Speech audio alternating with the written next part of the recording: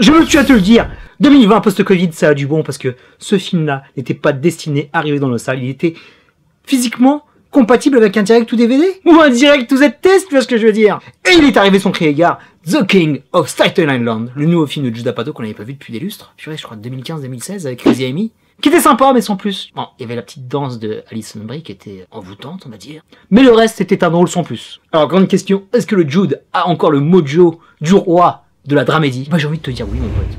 Parce que ce film était vraiment bon.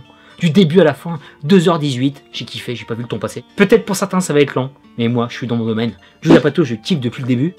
Je suis un mytho. 40 ans toujours puceau, j'ai jamais aimé en fait. Mais pendant que les autres, que ce soit au niveau de la production, au niveau de ses scénarios, au niveau de ses réalisations, au niveau de ses séries télé, j'ai toujours kiffé. J'ai toujours kiffé ce mec là parce qu'il me parle à moi, à mes différentes décennies passées, ma trentaine et là ma petite quarantaine. Purée, qu'est-ce que c'est dur.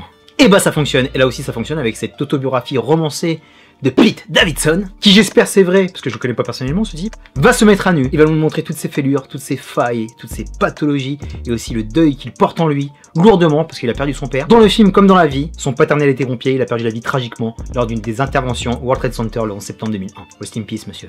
Et là j'ai employé une formule toute faite, que j'aime pas trop employer, mais je vais l'employer quand même.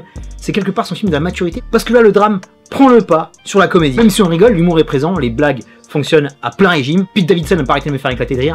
Avec tellement de situations où j'étais plié de rire, là le dosage est vraiment bien fait. Il insiste plus sur les soucis de vie de Pete que sur sa part fun et débonnaire qu'il vit avec ses potes, parce que c'est aussi un film de bromance. Tout le côté stoner movie, à donf, tu vois que c'est une bonne bande de losers, mais des losers attachants comme je les aime. Surtout son pote là qui était de petite taille, il était vraiment excellent. Et autre point succulent du film, c'est Staten Island. Et c'est parfaitement décrit, parfaitement filmé, et ça nous donne vraiment l'ambiance de ce borough, parce qu'en fait New York est composé de 5 arrondissements et Staten Island est la petite île reculée. Tu vas en ferry, c'est gratuit. J'y ai été une fois et une atmosphère qui est complètement à part. T'as l'impression que le temps il s'est arrêté là-bas. On est loin du bruit et de l'énergie de Manhattan. Il n'y a pas les mêmes bobos qu'à Brooklyn. C'est très joli, mais il y a toute une part de la population qui vit au ralenti. Soit ils en ont rien à foutre, soit c'est des retraités, soit ils ont perdu tout espoir. Et c'est beaucoup ce que te dit ce film. Ça reste très charmant, je te conseille. En plus, il y a ce terrain de baseball qui donne sur Houston. C'est vraiment magnifique. C'est trop beau à voir. J'aimerais trop qu'on ait un stade de foot comme ça qui donne sur la Seine, par exemple. Mais c'est pas possible en France. Voilà, c'est cool de voir ces New-Yorkais qui ne se sentent pas du tout New-Yorkais, qui se sentent Staten Islandiens, on va dire. Surtout Pete Davidson. Le mec n'a aucune espèce d'ambition, à part faire ses tatous complètement dégueulasses sur le corps de ses potes, et peut-être un business plus tard. Mais la vie est en train de lui passer dessus, et ça devient une sorte de Tanguy, beaucoup plus drôle, parce que le film de Châtilliez, il était pas si bien en fait. Qui vit au crochet de sa mère, qui est infirmière, Marissa Tomei, qui est là et bien utilisée, pas comme dans Far From Home. Bon, j'aurais peut-être cassé les autres films, moi. Mais là, elle est excellente, Marissa Tomei. En plus de Pete qui porte ce film sur ses épaules, et franchement, il le fait super bien. Et c'est aussi ma rencontre avec ce comédien. Je connaissais du stand-up, mais là, il a vraiment assuré sur tout un long métrage. Le mec est entouré de coéquipiers de première catégorie. Un nom qui va te parler si tu es fan de série. Bill Burr, qu'on a vu dans Mandalorian et dans Breaking Bad. Et le mec est excellent, son personnage évolue au fur et à mesure du film. C'est ça qui est bon dans les films de Judd Apatow, parce que les mecs, dès que tu les vois démarrer sur les premières minutes, tu penses que ça va tomber dans les pièges habituels. Tu te dis, ouais, t'as déjà vu ça, tu sais comment ça va finir. Et finalement, ils évoluent, ils arrivent à te surprendre.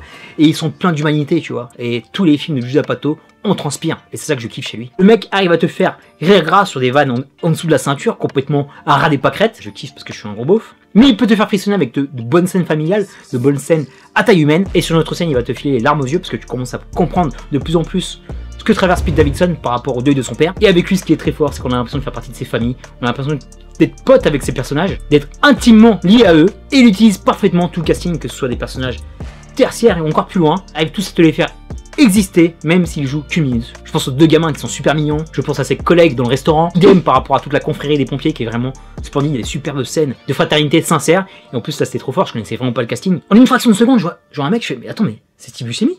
Et vraiment il te le présente vraiment mais de profil, tu vois. Et je me dis Steve Buscemi, c'est vrai qu'il était pompier. Et en plus à l'époque du 11 septembre, le mec il est intervenu. Et sur notre scène, on voit que c'est bel et bien lui, Steve Buscemi participe au film, il ramène toute sa classe, tout son flingue, tout son recul et toute son expérience de vie en tant que firefighter, et ça c'est vraiment bien vu de l'avoir amené, et tu as l'impression que tout le reste du casting est pris par ce tourbillon de bonnes énergies, de bonnes vibes que donne Judd Apatow au film, pour tous aller dans la même direction parce que tout le monde est au diapason, tout le monde joue sa meilleure partition. Pour conclure sur The King of Staten Island, le roi de la dramédie a répondu présent. Je suis même en train de me demander si c'est pas le meilleur Judd Apatow que j'ai vu. C'est vrai que le mec il est tellement diversifié, il est parti dans tellement de choses différentes.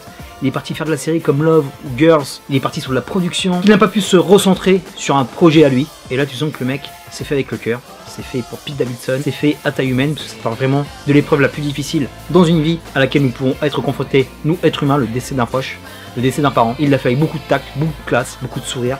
Et son pathos, c'est ça, c'est très bien. Pete Davidson a eu un vrai parcours de vie. On l'a beaucoup aidé, mais on l'a beaucoup aidé correctement en lui mettant les coups qu'il fallait, en le remettant à sa place comme il fallait pour qu'il puisse s'en sortir, trouver sa bonne direction. Et aussi, j'ai oublié de te dire, cette magnifique histoire d'amour qui, vraiment en filigrane, parce qu'on la voit pas souvent, il y a des plus beaux baisers de cinéma que j'ai vu en 2020, mon pote. Et ça aussi, c'est très joli, tu vois. Des beaux roulages de pelle, il en faut dans le cinéma.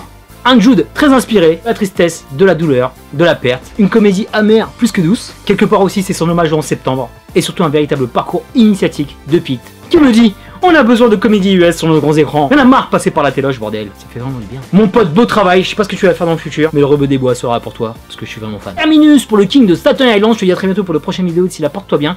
Est-ce que tu comptes voir le King? Est-ce que tu aimes Jude Apatow? Best 40 ans, mode d'emploi. C'est ce que je suis en train de vivre en ce moment. Je te le conseille d'ailleurs. Je vous fais plein de gros bisous et un magnifique peace and love. Hey to the King!